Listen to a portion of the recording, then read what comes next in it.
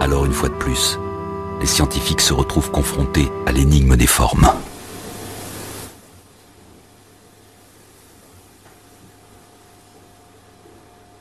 Mais quand un objet livre enfin son secret, il touche aux sphères universelles du savoir.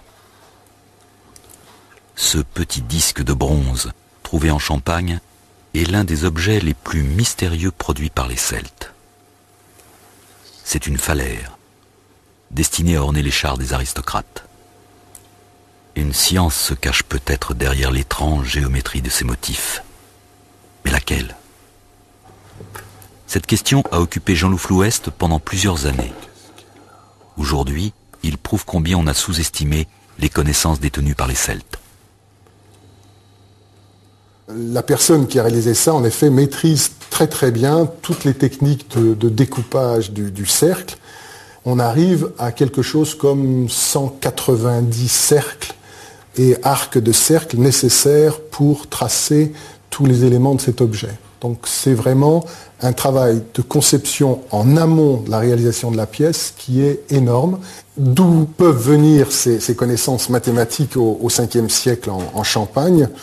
Vraisemblablement des échanges intellectuels parmi toute une élite scientifique qui fréquentait tout le bassin de la Méditerranée. Celui qui vient à l'esprit tout de suite, c'est Pythagore. Dans l'enseignement de Pythagore, il y avait une figure géométrique composée des nombres initiatiques 8 et 27. Or, cette résille est composée de 27 cercles. Et puis, le fond du décor lui-même est découpé en 8. Donc, on retombe sur ces éléments de la numérologie pythagoricienne. On sait que les druides, donc, qui représentent ces intellectuels du monde celtique, les druides étaient considérés par les latins, comme Cicéron, par exemple, comme étant des pythagoriciens.